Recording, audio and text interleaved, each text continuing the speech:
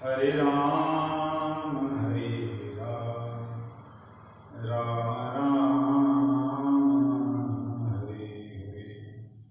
धूमो स्वकलितपादानां भूमिरेव ययनम्बरम्। त्वय्यजातयपराधानां त्वमैव शरणं प्रभु। त्वमैव शरणं प्रभु। त्वमैव शरणं प्रभु। सबसे पहले परमाराध्यतम पतित पावन परम श्री गुरुदेव के श्री चरणों में साष्टांग दंडवत प्रणाम करते हुए उनके हेतु की कृपा की प्रार्थना करता हूँ। पूजनीय वैष्णव को गुरुवर गोविंद का चरणों में दंडवत प्रणाम करके उनके हेतु की कृपा की प्रार्थना करता हूँ।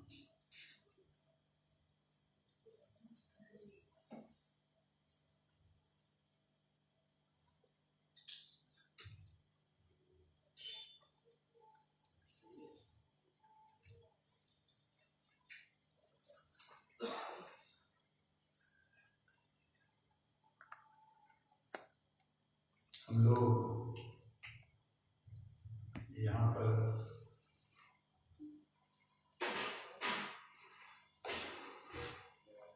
भैया इको खत्म कर दो बस।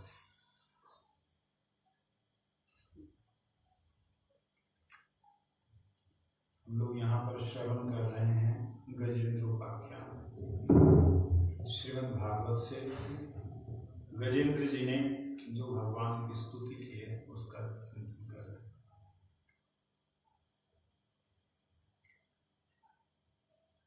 नमो नमो भगवते तस्मै यत्तच्चिदात्मकं पुरुषयादि बीजाय परेशयाभि धीमहि यस्मिन्निदं यतश्चेदं येनेदं य इदं स्वयं यो अस्मात् परस्माच्च परस्तं प्रपद्ये स्वयंभुवम् यस्वात्मनिदं निजमाययार्पितं क्वचित् विभातं क्वचित् तत्तिरोहितम् अविद्धदृक् साक्षुभयं तदीक्षते स आत्ममूलो अवतु मां परात्परम्।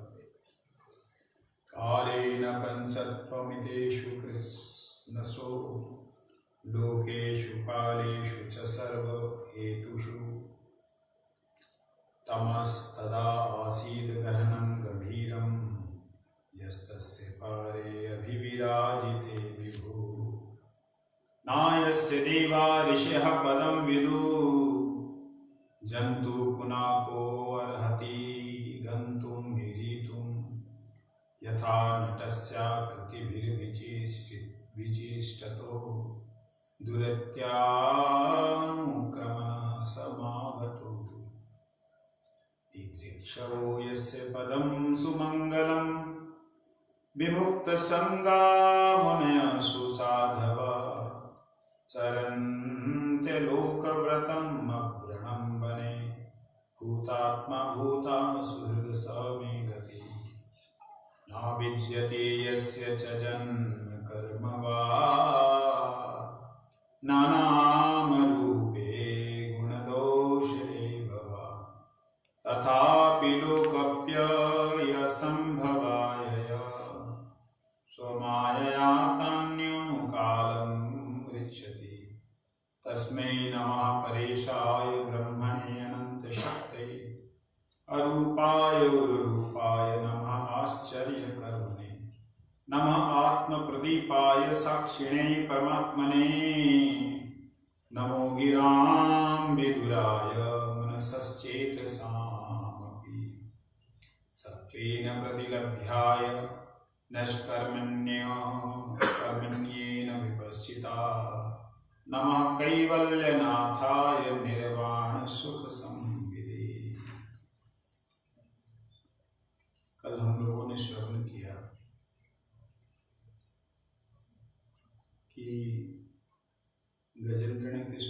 से अद्भुत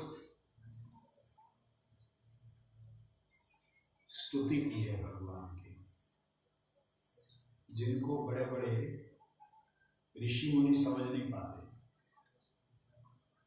खुद ही उसने बोला इस बात में। क्या बोला? न यस्य देवा ऋषयः पदम विदु। जिनको ऋषि देवता जिनके चरण कमलों का अथवा जिनकी स्थिति को समझ नहीं पाते। पदम के दो अर्थ हैं, चरण कमल, पद का मतलब स्थिति। जिनकी स्थिति को समझ नहीं पाते हैं, फिर जंतु पशुवत जीवन व्यतीत करने वाले मनुष्य क्या समझेंगे? कहने का मतलब मैं जंतु हूं, मैं क्या जानता हूं। लेकिन उसमें जब आगे कहते यथा नटस्य कृति भीर विचेष्टतो, फिर भी वो नट की तरह, एक कलाकार की तरह आनंद के साथ में इस संसार में चेष्टा करते हैं। ये बात बोलने के बाद में अत्यंत कठिन है। दुरत्यया अनुक्रमणा समावतु, उनके कर्मों को, उनके क्रमों को समझना अत्यंत कठिन है। मुनि भी नहीं समझ पाते, ऋषि भी नहीं समझ पाते, जिनको देवता भी नहीं समझ पाते। उनके बारे में वो क्या कह रहा है? कहते मैं क्या बोलूंगा जब वो नहीं समझ पाते। मेरे हिसाब से वो आश्चर्य कर्मण हैं, लेकिन वो कुछ कर्म नहीं करते। उनके कर्म आश्चर्यजनक है, आश्चर्य उत्पन्न करने वाले, लेकिन वो कोई कर्म नहीं करते। एक तरफ बोला उनके कर्म आश्चर्यजनक है, चमत्कारिक है, दूसरे तरफ कर्म नहीं करते। ये कैसे हो सकता है? दोनों बात एक साथ ठीक तो नहीं लगती। एक बात तो तुम्हें नहीं पता तो चुप हो जाओ, लेकिन नहीं, वो कहते दोनों बातें उभयम, दोनों बातें उभयम तदीक्षते, उनमें दोनों बातें ही नजर आती हैं। ये बहुत विचित्र स्तुति है। तो यहां पर वो बात जो कह रहे हैं कि ना नाम रूप गुण दोष, ना नाम है, ना रूप है, ना गुण है, ना ही दोष है, फिर भी इस लोक में अपि संभवाय, फिर भी इस लोक में अपने आप को प्रकट करते। संभवाय, संभवाय का दो अर्थ होते हैं। एक होता है कि वो संभव करते हैं, और दूसरा होता है वो दिखलाते हैं। ना होते हुए भी वो दिखलाते हैं। क्या दिखलाते हैं? स्वमाया, अपनी माया के द्वारा। तान्य अनुकाल गच्छति, अपनी माया के द्वारा काल के अधीन, जो काल के अधीन जीव हैं वो कालातीत प्रभु को तो समझ नहीं सकते हैं। समझ सकते हैं तो समझ में भी आता है कि नहीं? सामने बैठोगे थोड़ा सा अच्छा रहेगा। हाँ, काल का मतलब होता है मृत्यु, काल का मतलब समय। जो समय सीमा से बाहर है, जो मृत्यु से बाहर है, काल हैं, कालातीत हैं, अतीन्द्रिय हैं, जो इंद्रियां अतीत हैं, वो इंद्रियों के अधीन जो जीवात्मा है, जो काल के अधीन जीवात्मा है, उसकी समझ में कैसे आ सकती है?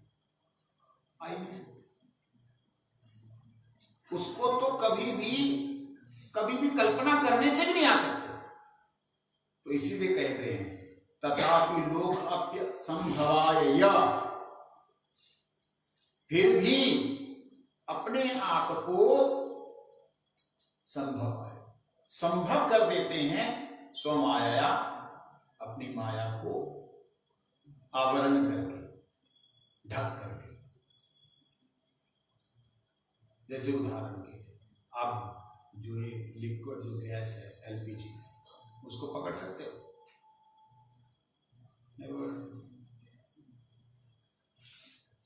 पकड़ते हो कि नहीं?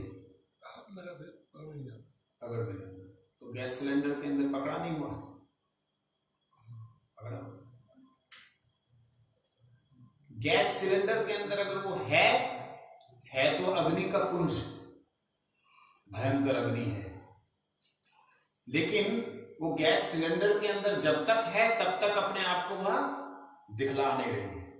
लेकिन वही गैस सिलेंडर के अंदर से पूरी निकली हुई गैस, उसमें थोड़ी सी माचिस लगे तो क्या दिखाएगी? बिल्डिंग उड़ा देगी। समझे नहीं? इसी प्रकार से भगवान अपनी माया के द्वारा अपने आप को कवर करके, अपनी माया के द्वारा, योग माया समावृता मूढ़ो माम अभी न जानो मनुष्य क्या श्लोक है। आज आविर्भाव भगवान के निज जनों पर रोज होता है, कोई ना कोई वैष्णव आता ही रहता है धरती पर, कोई ना कोई जाते ही रहता है, हमें पता ही नहीं है। मूढ़ क्या जानेंगे? मनुष्य तन में आए हुए भगवान को नहीं जान सकते। लेकिन फिर भी हम लोगों के सामने जो मुक्त पुरुष हैं, जो कालातीत हैं, जो इंद्रियातीत हैं, जो अधोक्षज मतलब इंद्रियातीत, वह योग माया के द्वारा, योग माया मतलब जो उनसे मिलाने वाली माया है, उस माया के द्वारा ढक करके आते हैं। जैसे गैस के सिलेंडर में गैस जो है इकट्ठी होके आई है, और खुलेगी तो बड़ा विस्तीर्ण हो जाएगी, और आग लगेगी तो फाड़ देगी, है ना? ऐसे ही भगवान भी योग माया के द्वारा आवृत होकर के आते हैं। लेकिन जब वह चाहे अपने स्वरूप का थोड़ा सा ज्ञान कराना, तो अर्जुन को कहते तू नहीं देख सकता। ददामि दिव्यम ते चक्षु पश्यमे योग ईश्वर, तू मेरे को ऐसे देख नहीं सकता, मैं तुझे दिव्य नेत्र देता हूं, तब तू देख पाएगा। अभी तू जो देख रहा है मुझे मेरी ही शक्ति के द्वारा आवृत देख रहा है। जैसे एक राजा डोली के अंदर है, कहां होते हैं ना, डोली लेके जाते हैं, उसके अंदर है पालकी में, वो पालकी में राजा है, उसको ले जाने वाले कहां, ऐसा लगता है कि एक आदमी को बंद करके कुछ आदमी ले जा रहे हैं, लेकिन जो चलाने वाले हैं, लेके जाने वाले हैं, वो उसके अधीन हैं। और राजा जैसे बाहर आएगा तो उसके आगे सैन्य समंत जब खड़ा होगा तब मालूम पड़ेगा कि अरे ये था उसके अंदर। तो भगवान जब ढके हुए दिखाई देते हैं तो माता से डर भी रहे हैं, लेकिन जब ममभूत महेश्वरम, मैं महेश्वर हूं, ईश्वरों का ईश्वर हूं, जब उस रूप को दिखलाते हैं तब सारे के सारे देवी देवता थर थर कांप रहे होते हैं। तो भगवान क्या कहते हैं? स्वमाया तान्य कालम पृच्छति, मैं स्वीकार करता और स्वीकार करके आते तो कैसे होते? तस्मै नमः परेशाय ब्रह्मणे अनंत शक्ति, आप परब्रह्म हैं, अनंत शक्तिशाली हैं। आपका रूप नहीं, लेकिन बहुत रूप है। रूप नहीं कहने का मतलब आ जाता है कि आप मेरी तरह नहीं हो, कि जो बदल रहा है, इतना सा था, इतना बड़ा हो, इतना बड़ा हो गया, और फिर उसके बाद फिर छोटा छोटा हो करके फिर बढ़ गया, ऐसा नहीं आप। इसलिए अरूप, जिसको मैं रूप समझता हूं वह नहीं है आप। वो रूप आए, जो मैं रूप नहीं समझ पाता हूं वो रूप है आपके। आपने कभी पानी का रूप देखा? जिसमें डालेंगे उसका आकार ले, जिसमें डालते उसका आकार ले। क्या उसका आकार है? पानी में पानी का आकार देखा? ये जो प्रकाश है, इस प्रकाश में प्रकाश का आकार देखा? प्रकाश का कोई आकार होता नहीं होता। देखिए, प्रकाश का भी आकार है, जल का भी आकार है। वही जल जब घनीभूत हो जाता है, इकट्ठा हो जाता है, बर्फ जैसा बन जाता है, इकट्ठा होकर कठोर हो जाता है, तो वो जल में पड़ा हुआ भी अलग नजर आता है ना। यही जो प्रकाश है जब घनीभूत हो जाता है, इकट्ठा हो जाता है, तो यही एक सॉलिड जलती हुई ट्यूब, जलती हुई जो वस्तु है उसके अंदर उसके नजर आती है। जैसे आप मोबाइल में क्या देखते हो, लाइट ही तो है वो, लेकिन उस लाइट के अंदर आप 3D फिगर्स देख सकते हो। उसको आप लाइट जलाएंगे, बाहर निकलेगा, आपसे बात करेगा वो शरीर। आजकल ऐसा चालू हो गया धीरे धीरे। तो क्या है, लाइट ही तो है, लाइट का बना हुआ तो रूप है, लाइट से बना हुआ ये तो रूप है जो आप देख रहे हैं। उसका रंग रूप सब कुछ है, गुण भी है, बात भी करता है, सब कुछ करता है। क्या प्रकाश का रूप नहीं है? तभी तो दिख रहा है, तभी तो बोला हाँ ठीक है। हाँ, पागल है क्या? ऐसी कांच का एक आईना लेकर के उसको बकवास उससे कर ना। प्रकाश का भी रूप है, शब्द का भी रूप है। रूप है, इन आंखों से देखने के लिए हमको इंस्ट्रूमेंट का जरूरत पड़ता है। कहते हैं जिसे हम रूप समझ रहे हैं वो रूप नहीं है, और जो रूप है उसे हम समझ नहीं पाते। जैसे किसी को प्रकाश के रूप के बारे में बोलेंगे उसकी समझ में नहीं आएगा, लेकिन प्रकाश का रूप है तब नजर आता है जब इंस्ट्रूमेंट होता है, जब हमारे पास में कोई उसको देखने के लिए माध्यम होता है। इसी प्रकार से हे प्रभु आप परेश हैं, ईश्वरों के भी ईश्वर परमेश्वर हैं, ब्रह्मन है। ब्रह्मन मतलब ब्रह्म, अनंत शक्ति। ब्रह्म तो निशक्ति है, ब्रह्म जो है उसको निशक्ति कहा, तो यहां अनंत शक्ति क्यों कहा?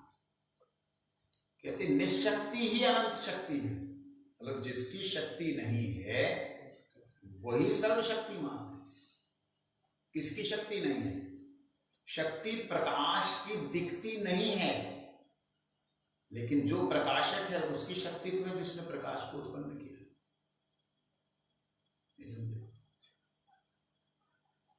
ये बल्ब, इसकी शक्ति प्रकाश हमें दिखलाई दे रहा है? नहीं दिखलाई दे रहा। इसका प्रतिबिंब दिखलाई दे रहा है, ये मेरे पे आ रहा है तब दिखलाई दे रहा है, इसके बीच में चल रहा प्रकाश नहीं दिख पा रहा। लेकिन ये जो प्रकाश जो नहीं दिख पा रहा है, वो जो दिखा रहा है खुद नहीं दिख पाता है, लेकिन वो दिखाता है। बात समझे नहीं? जो दिखाता है दिख नहीं पाता है, उसका किंतु रूप है। अगर रूप ना हो तो वहां से प्रकाश कहां से आएगा? बात समझे नहीं? यही आश्चर्य कर्मणि है भगवान की। इसी को अभी आप बोले हैं वो देख नहीं पाता है, तो अब इसको भगवान ने जोड़ दिया ना। किसको? जो प्रकाश भगवान का ही होता है, भगवान देख नहीं सकता। आप अभी बोले भगवान को देख नहीं सकता है, वो तो नहीं बोला, अभी तो बोला है ना। पूछो, किसी से ही पूछो। आप बोले वो देख नहीं सकता, पूछो क्या बोला उनको, पहले समझो। हम देख सकते हैं, ये नहीं बोला। आपने उदाहरण इनका दिया लाइट का, तो आप देखो सभी हंस रहे हैं आपकी बात, इसका मतलब आपने पूरी बात सुनी नहीं। एक बार बोलो, एक बार। हम प्रकाश को नहीं देख सकते, आप नहीं प्रकाश हमें दिखा रहा है और देख रहा है। देख रहे तो बोले ना, देखना। अच्छा, देख रहे ये सब तो बोले। अच्छा, बाकी सब झूठे हैं, गलत है। तुमने भी गलत बोला, ध्यान से सुनो, उसको समझने का कोशिश करो, जल्दी से बुद्धि में निकलता नहीं है ये।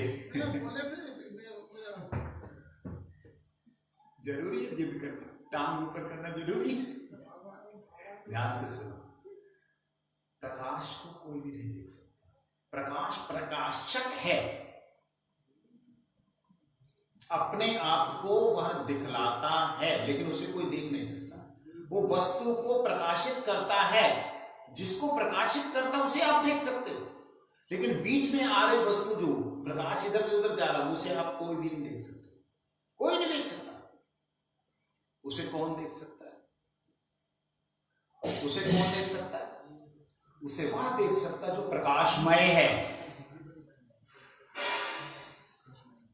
ध्यान देना, जो खुद प्रकाशमय है वही प्रकाश को प्रकाश समझ सकता है, वही प्रकाश की गति को समझ सकता है, वही प्रकाश की गति को देख सकता है। जो प्रकाशमय नहीं है, जो स्वयं प्रकाशमय नहीं, वो नहीं देख सकता। इसलिए आत्मा ही आत्मा को देख सकती है, आत्मा ही परमात्मा को देख सकती है। आप कहीं मैं और आप देख लेंगे शरीर के द्वारा असंभव, मन के द्वारा असंभव, बुद्धि विवेक के द्वारा असंभव। इसलिए वो कहते हैं अरूपाय, आपका रूप नहीं है जी, लेकिन उरूपाय, आपका रूप नहीं है।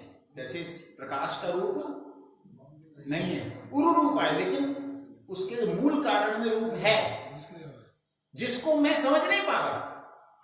यही आश्चर्य का है। नमः आत्म प्रदीपाय, साक्षी नहीं परमात्मा ने। नमो गिराम विदुराय मनसश्चेत सामने। क्या प्रश्न पूछ रहे थे? मतलब जब धूप आता है ना, धूप तो मतलब पूरा जगह अंधेरा है, लाइट अभी जब जलाने की कोशिश करेंगे लाइट से, टॉर्च लाइट होते हैं, तो वो उसमें प्रकाश जो दिखाई देता है। प्रकाश नहीं दिखाई देता, धूल कण दिखाई देता। हाँ, प्रकाश नहीं दिखाई देता, उसमें जो धूल के कण है वो दिखाई देते। प्रकाश अगर दिखलाई देता तो आपको सूरज की रोशनी आसमान में दिखाई देती। अभी चंद्र को दिखाई दे रही है, इसलिए चंद्र को पास में जाकर के रोशनी हमारे पास आ रही है। समझे बात? नहीं समझे?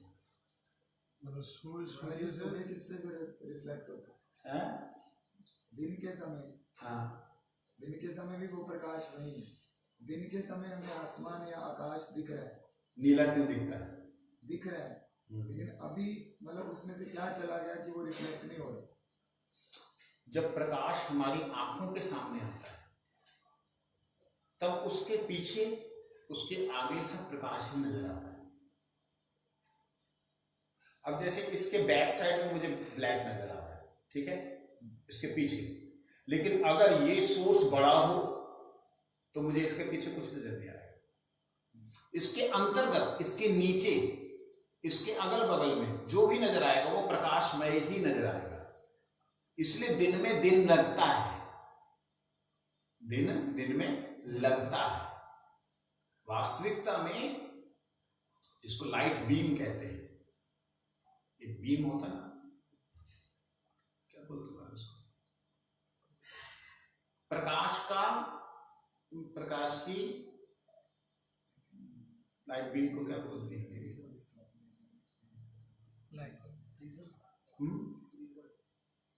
हिंदी में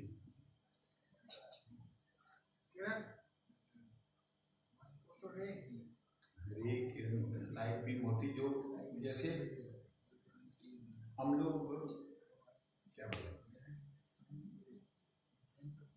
कई चीजें ऐसी हैं जो बोलने लगो ना तो उदाहरण ही नहीं मिलते।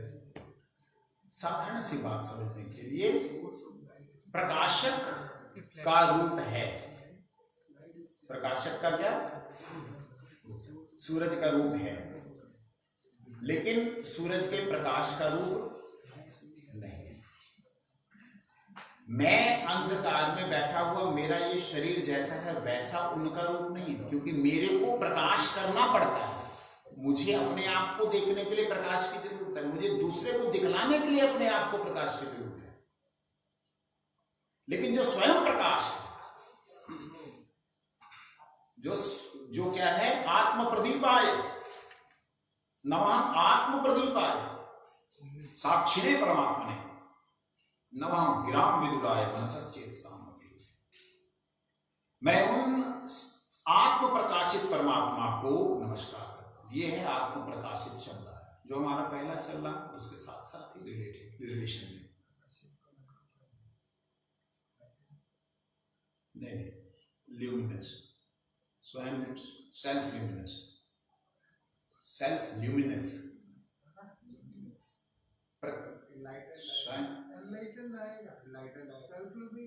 स्वयं प्रकाश है। तो वही तो है ना आत्म प्रकाश। जब आप प्रकाशक बोल रहे हो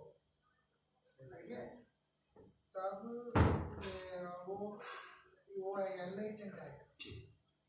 कहते मैं उन आत्म प्रकाशित स्वयं प्रकाशित जो है परमात्मा को नमस्कार करता। स्वयं प्रकाशित का मतलब जैसे सूर्य को कोई भी प्रकाश के द्वारा नहीं देखा जा सकता। हमारी बुद्धि में क्या है, किसी चीज को देखने के लिए हमें क्या जरूरत पड़ती है, प्रकाश की जरूरत, किसी भी चीज को देखने के लिए, है ना। हमारी बुद्धि तो यही है ना। लेकिन अगर हम कहीं प्रकाश के द्वारा हम कुछ भी देख सकते हैं तो सारे हिंदुस्तान का प्रकाश इकट्ठा करके क्या सूर्य को देख सकते हो? अमेरिका जाने से देखे ना, अमेरिका जाने से देखे, आपको वहां जाना होगा जहां वो है, जहां वो है वहां जाना पड़ेगा। आप भारत में नहीं देख सकते इस वक्त। भारत में चाहे प्रकाश को इकट्ठा करके उसको सूरज को देख लें, वो नहीं है। गुरुजी अक्सर ये उदाहरण देते थे। वो है ना उपाख्यान उपदेश के अंदर प्रभुपाद जी का ऐसा है। हाँ, कि सारी मिलके लाइट लगा के तो देखेगा, ऐसा करके कोशिश किया।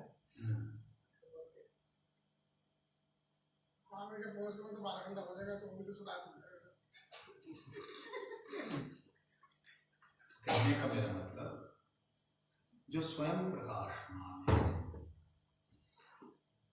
सबके हृदय में साक्षी स्वरूप से है। देखिए ये बात जो है ना, इस साक्षी स्वरूप में ही पता लग जाता है कि स्वयं नहीं है।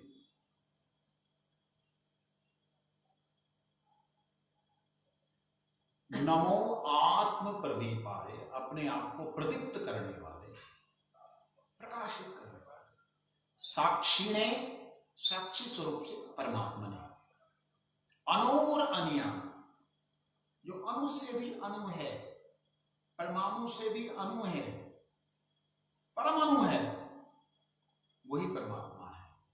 बताओ, ये बात जब हम बोलते हैं अणु से भी अणु, परमाणु, आत्मा, आत्मा से परम और परम नीचे। अब परमात्मा का मतलब बड़ा नहीं है, परमात्मा का आत्मा में भी जो साक्षी रूप से विराजमान है। अब भगवान ने गीता में कहा ईश्वर सर्वभूतानां हृदयेषु अर्जुन तिष्ठति। हे अर्जुन, ईश्वर सभी जीवों के हृदय में, सभी भूतों के हृदय में विराजमान है। और यहां भी ये बात कही, लेकिन यहां बड़ी क्लियर मेरे को लगी, साक्षी ने, परमात्मा ने, जो साक्षी स्वरूप से। साक्षी स्वरूप से का मतलब क्या होता है? जैसे आपके फोन में साक्षी स्वरूप से एक नेटवर्क है, वोडाफोन है या रिलायंस है, XYZ कोई भी है, वो साक्षी रूप से है। वो पूरा नेटवर्क आपके अंदर नहीं है, आप उसके थोड़ा सा अंश आप ग्रहण कर पा रहे हैं, वो साक्षी स्वरूप से है। परमात्मा जीवों के हृदय में नहीं है, वह साक्षी स्वरूप से है। अब साक्षी स्वरूप का मतलब क्या होता है, इसको समझना जरूरी है।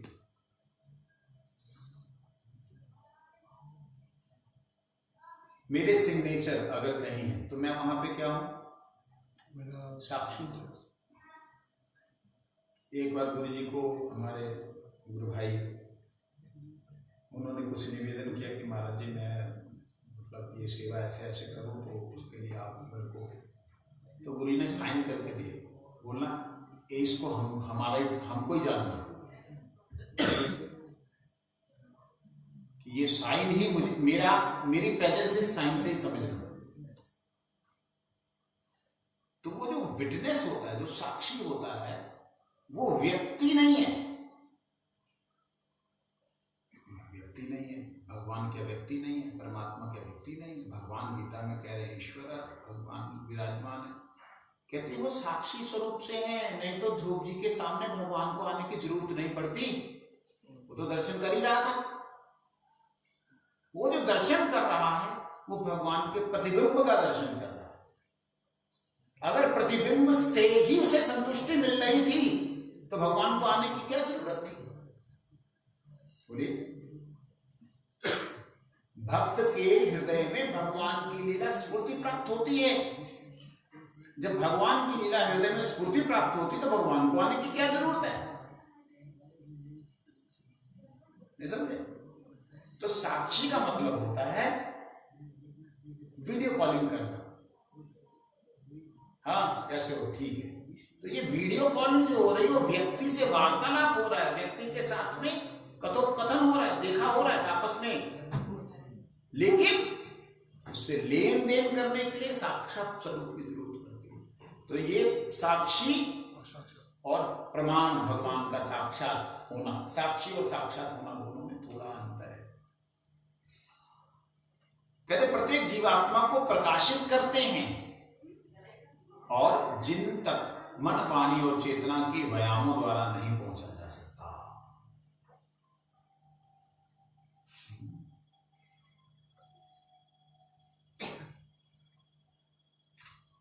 देखिए बड़ी विचित्र बात और सुंदर बात कही। भगवान कृष्ण को स्वयं महाराज जी ने बोला, उसे पढ़ लेते हैं। भगवान कृष्ण को मानसिक, शारीरिक और बौद्धिक व्यायामों से मनुष्य द्वारा नहीं समझा जा सकता। भगवान की कृपा से ही आत्मा प्रकाशित होता है, इसलिए भगवान को यहाँ आत्म प्रदीप कहा गया है। आत्मा को प्रदीप्त करने वाले, आत्मा को दिखलाने वाले। भगवान सूर्य के समान हैं, जो प्रत्येक वस्तु को प्रकाशित करते हैं, किंतु किसी के द्वारा प्रकाशित नहीं होते।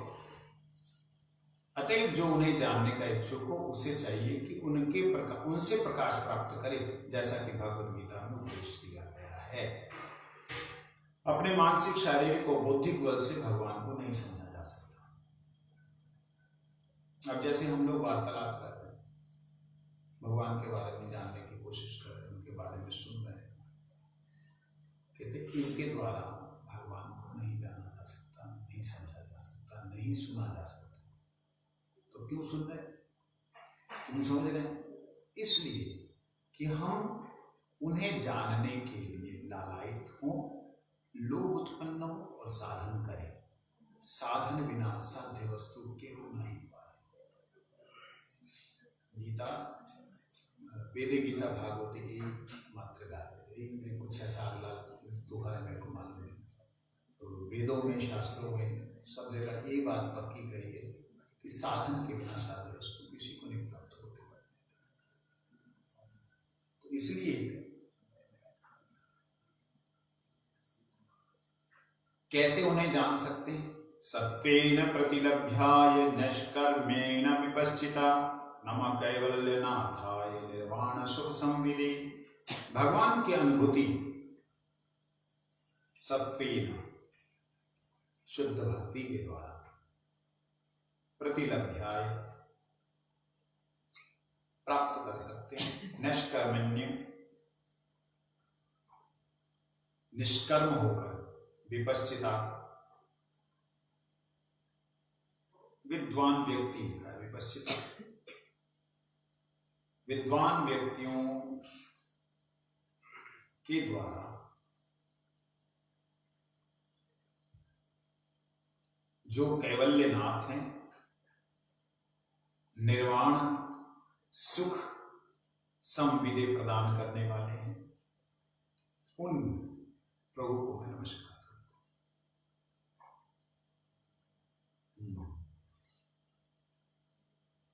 स्वामी महाराज जी ने यहाँ पे जो व्याख्या की है वो शुद्ध भक्ति के अनुकूल बात कही है, उसे पढ़े। विशेष रूप से यहाँ सत्वेन प्रतिलभ्याय, अर्थात जो सतो गुण में रहते हुए उनको प्राप्त करने की इच्छा से निष्कर्म हो जाता है। और विद्वान व्यक्ति उन्हें समझ पाते हैं। विद्वान व्यक्ति मतलब जो उनकी तरफ बढ़ते हैं निष्कर्म होकर के उनको प्राप्त करने के लिए, प्रतिलभ्याय, किस भाव से? शुद्ध सत्व भाव से। स्वामी महाराज जी ने इसको कहा है, भगवान की अनुभूति उन शुद्ध भक्तों को होती है जो भक्ति योग की दिव्य स्थिति में रहकर कर्म करते हैं।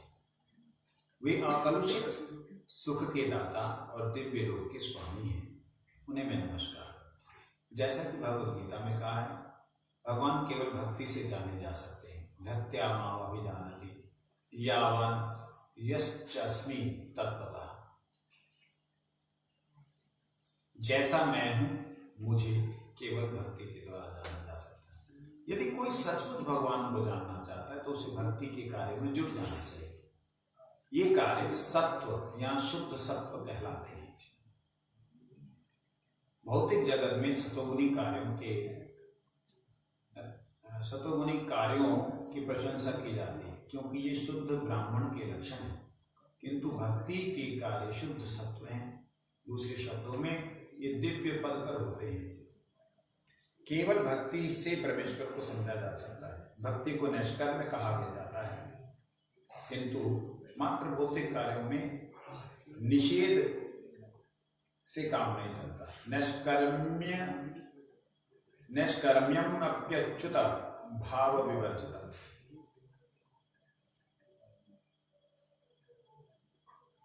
जब तक कृष्ण भावना अमृत के लिए कार्य नहीं किए जाते तब तक भौतिक कार्य को बंद करना लाभप्रद नहीं होगा। अच्छा, निष्कर्म प्राप्त करने की आशा से अनेक उच्च सन्यासियों ने अपने कार्यकलाप बंद कर दिए, फिर भी वे असफल रहे और पुनः भौतिक पद पर लौट गए। किंतु एक बार भक्ति योग के आध्यात्मिक कार्य में संलग्न हो जाने पर मनुष्य नीचे नहीं गिरता, गिर भी जाए तो पता नहीं लगता।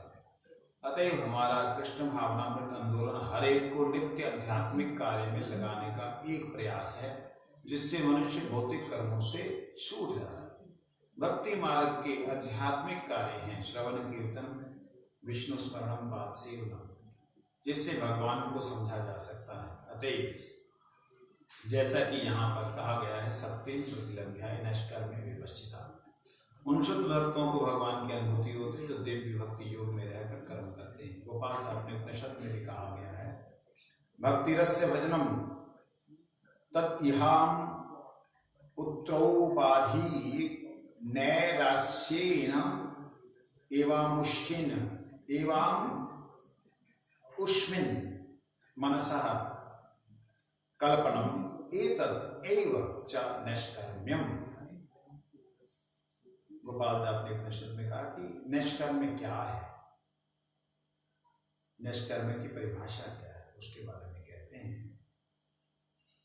कोई मनुष्य तभी निष्कर्म में कर्म करता है जब वह इस जीवन में, भावी जीवन में, यह अमूत्र, इस जीवन में और अगले जीवन में, इसी लोक में या स्वर्ग लोक में निष्काम भाव से कृष्ण भावनामृत कार्यों में पूरी तरह लगा रहता है, वही अन्य अभिलाषता शून्य होता है। जब मनुष्य सारे कलम से मुक्त हो जाता है और गुरु के निर्देशन में भक्ति में रहकर कर्म करता है तो निष्कर्म के पद पर होता है। ऐसी दिव्य भक्ति से भगवान की सेवा होती। मैं नमस्कार करता हूँ। स्वामी महाराज जी ने जो बात कही शुद्ध भक्ति की, एकदम मैं बार बार उनकी कृपा का धन्यवाद करता हूँ कि जिन्होंने प्रत्येक श्लोक को, जो कि निर्वाण सुख संविदे वाला भी श्लोक है, उसको भी उन्होंने शुद्ध भक्ति में ही कहा। लेकिन टीका है विश्वनाथ का मूल साहित्य का टीका है, उसको उन्होंने हिंदी में किया। ये इसका सिमिलरिटी किया था दोनों का, सेम चीज है। तो जो भी यहाँ विश्वनाथ जी की टीका का व्याख्या जो स्वामी महाराज जी ने किया, अथवा हमारे सामने स्वामी महाराज जी की टीका के रूप में विराजमान, तो उस दृष्टि से देखे कहते हैं शुद्ध सत्व में जो रहकर, शुद्ध सत्व का मतलब क्या होता है? निर्गुण। शुद्ध सत्व मतलब निर्गुण। निर्गुण का मतलब जहां भोग इच्छा नहीं है, रजोगुण नहीं है, किसी भी सुख को लेने के लिए जहां पर अभिमान नहीं है, सुख प्राप्ति ना होने पर, भोग प्राप्ति ना होने पर, जहां पर क्रोध नहीं है, तमोगुण नहीं है, जहां पर शुद्ध सत्व जिसे कहते हैं, जहां पर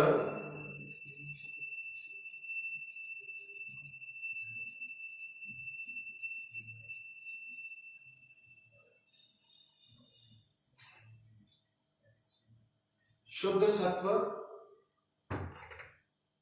जहां पर ना रजोगुण है, ना तमोगुण है, ना सतोगुण ही है, ना सतोगुण ही है, वहां निर्गुण है। निर्गुण का मतलब गुणातीत, जहां पर अपने सुख की भी इच्छा नहीं है, परलोक के सुख की भी इच्छा नहीं है, जहां पे कर्म किया जाता है किसके लिए? किसी के निष्कर्म, मतलब कर्म उसका है ही नहीं।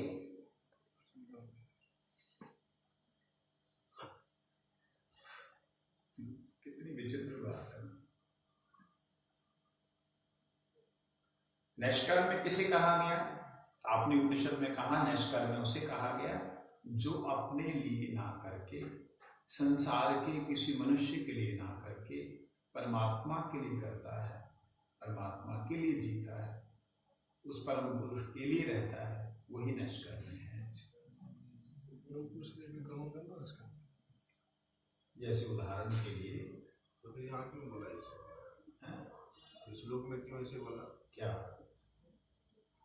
क्या नैष्कर्म्यम अपि अच्युत भाववर्जितम, नैष्कर्म्यम अपि अच्युत भाववर्जितम, निष्कर्म्यम अपि अच्युत भाववर्जितम।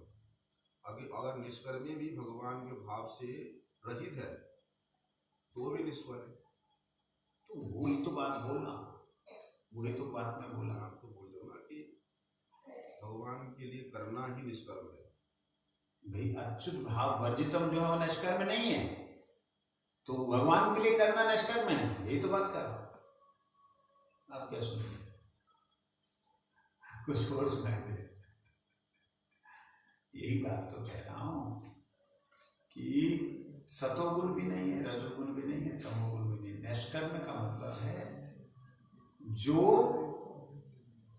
भगवान के लिए किया गया कर्म, परमेश्वर के लिए किया गया कर्म। क्यों निष्कर्म है? क्योंकि उसमें स्वयं के सुख की लालसा नहीं है। झूठ बोलते हैं, स्वयं के सुख की लालसा नहीं।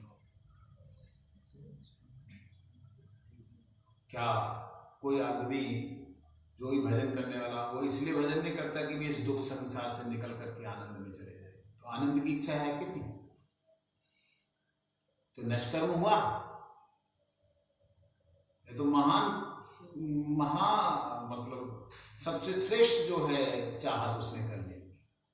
देखिए इसको निष्कर्म ही कहा जाएगा। क्यों?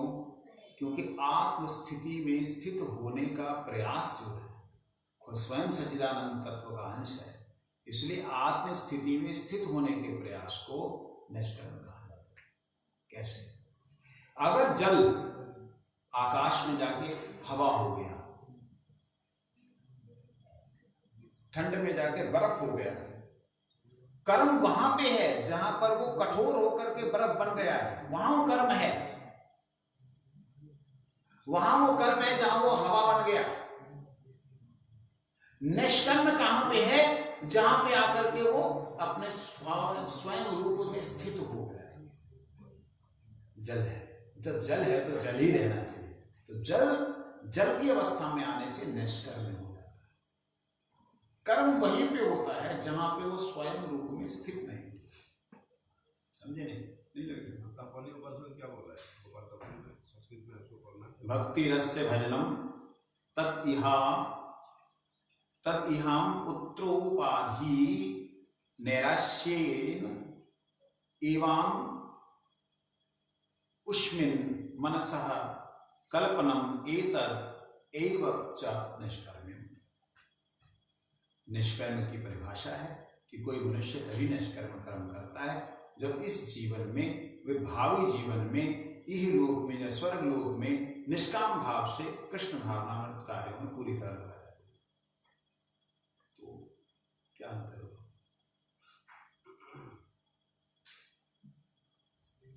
वहाँ जो श्लोक था ना पहले वाला श्लोक, अगर निष्कर्मी भी है ना सत्वेन प्रतिलभ्याय निष्कर्मेण विपश्चिता। ना श्लोक दूसरे जगह में भी है, सत्संग में भी है। निष्कर्म अपनी अपेक्षित भाव वर्जिता न ते ज्ञान मलम निरंजन। बोलते वही निष्कर्मी अगर उसका निष्कर्मता भी अच्युत के भाव से वर्जित है तो भी वही कोई फल प्रेक्षु नहीं होता है। जिस प्रकार निरंजन ज्ञान भी, जो ज्ञान ब्रह्म को प्राप्ति करा सकता है, वो ज्ञान भी अगर भगवत भावना से रहित है तो भी निष्फलता को प्राप्त कराता है। ठीक, तो यहाँ तो आज बताया था फिर स्वामी महाराज की वो टीका में जो है कि निष्कर्म का मतलब होता है कि भगवान के लिए करना। अगर भगवान के लिए करना ही निष्कर्म शब्द का अर्थ होता है तो वहाँ फिर क्यों बोला निष्कर्म अच्युत भाव वर्जितम क्यों बोला? तो एक ही तो बात है ना, यही कैसे हुआ महाराज? अरे भाई भगवान से रहित बोला है, रहित नहीं बोला। निष्कर्म्यम अपि अच्युत भाव विवर्जितम। विवर्जितम भाव वर्जितम, उसका मतलब यही है कि निष्कर्म्य जो है वो दो प्रकार के हैं। एक तो निष्कर्म है कि भगवान की भक्ति से अलग हट गया, और एक निष्कर्म है कि भगवान की भक्ति में लग गया। जो भगवान की भक्ति से हट गया उसे कुछ भी नहीं प्राप्त होने वाला, उस भाव से कुछ भी नहीं प्राप्त हो। यहां तक भगवान ज्ञान मार्ग में, योग मार्ग में, कर्म मार्ग में, किसी भी मार्ग में कोई भी व्यक्ति कोई भी कर्म करता है, अगर उसमें समर्पण नहीं है, समर्पण नहीं होने से उसे उसकी उस तत्व की, उस वस्तु की, उस लक्ष्य की प्राप्ति कभी नहीं होती। तो इसलिए वो कहा गया है कि निष्कर्म होने पर भी अगर वो अच्युत के भाव से विवर्जित है या वर्जित है तो वह फलप्रदाय नहीं है। उसका एक ही तो अर्थ हुआ, मतलब जो भगवान के अनुकूल कर्म करता है उसी को कैवल्यनाथ है, उसी को लिए वो कैवल्यनाथ है, उसी के लिए वो निर्वाण का सुख प्रदान करने वाले जो इस निष्कर्म में है। किस निष्कर्म में? प्रतिलभ्याय, सत्वेन प्रतिलभ्याय। सत्वेन प्रतिलभ्याय का अर्थ ही होता है कि वो सतो गुण शुद्ध सत्व में रहते हुए प्रतिलभ्याय, उनको प्राप्ति करने के लिए, भगवान की भगवत प्राप्ति के लिए वो निष्कर्म है, दिखता है। जैसे उदाहरण के लिए अन्य अभिलाषिता शून्य ज्ञान कर्माद्यनामृत अनुकूल्य ने कृष्ण अनुशीलम। तो ये जो भक्ति है वो और कर्म, इन दोनों में जमीन आसमान का अंतर है। मैंने एक बार पूरी महाराज जी, हमारे भक्ति प्रसाद पूरी महाराज जी, वो बोलते कहते कि अभिमान ही कर्म का प्रवर्तक है। यदि अभिमान नहीं है तो कर्म नहीं हो सकता। किसी व्यक्ति का सेल्फ कॉन्फिडेंस खत्म हो गया, कोई व्यक्ति डिप्रेसिव हो गया, कोई व्यक्ति पागल हो गया, तो उसका अभिमान वहां खत्म हो जाता है, जिसके कारण वो ऐसे ही रह जाता है। वो अभिमान टूटने से इस प्रकार से हो जाता है। अब अभिमान एक तो टूटा है और एक अभिमान बना है, कृष्ण दास से अभिमान। वो बना मतलब वो है, उसे भूल गया, मायादास बन गया। इसलिए वो सोचता है मैं कर्म करूंगा तो फंसूंगा, मैं नहीं कर्म करूंगा तो मुक्त हो जाऊंगा। लेकिन नहीं कर्म करने से भी उसको मुक्त नहीं हो रहा है जब तक कि समर्पण नहीं हो रहा है। इसलिए बोला प्रतिलभ्याय सत्वेन, उनको प्राप्ति करने के लिए वो भगवान के लिए, मूल बात है प्रतिलभ्याय शब्द अगर नहीं प्रयोग करता तो ये भक्ति सूचक निष्कर्म नहीं होता। कर्म में अभिमान है, चाहे वो किसी प्रकार का भी कर्म है उसमें अभिमान है, लेकिन भक्ति में अभिमान, ये बात समझ आई नहीं आई? भक्ति में अभिमान नहीं है लेकिन कर्म में समझ आया नहीं आया? कहाँ चला गया? वही तो, ध्यान एक जगह से हटता है तो अगली लाइनें छोड़ देता है।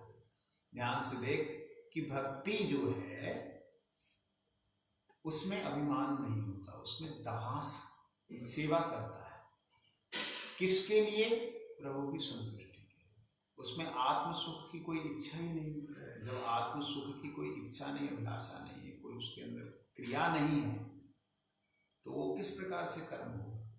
कर्म वही है जो आत्म सुख के द्वारा प्रसारित है, भगवान के लिए कर रहे हैं इसमें, इसलिए वो भक्ति है। इसलिए उसे कहा है प्रतिलभ्याय सत्वेन प्रतिलभ्याय। तो विद्वान व्यक्तियों के द्वारा उसी को नैष्कर्म्य कहा गया है। नैष्कर्मण्य विपश्चिता, विपश्चिता मतलब विद्वान व्यक्तियों के द्वारा। नमः कैवल्यनाथाय, मैं उन्हें प्रणाम करता हूँ कैवल्यनाथ को। कैवल्य किसे कहते हैं?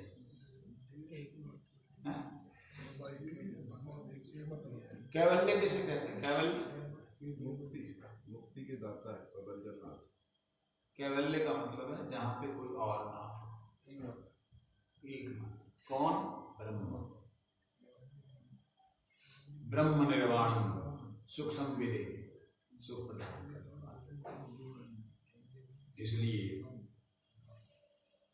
नमः शांताय, भगवान को जो शब्द प्रयोग किए जा रहे हैं ऐसे लग रहा है जैसे गालियां दी जा रही हैं।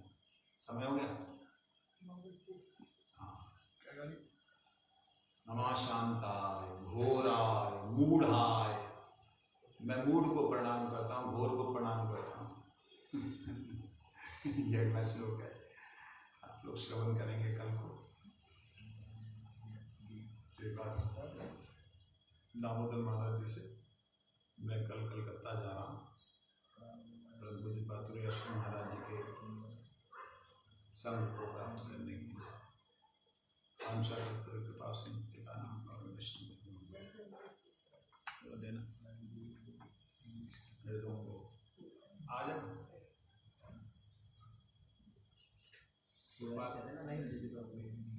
गोपाल प्रभु कर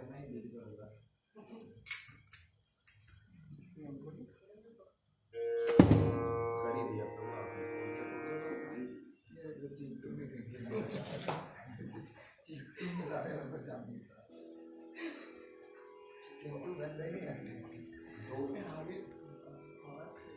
येलो वाला जो है,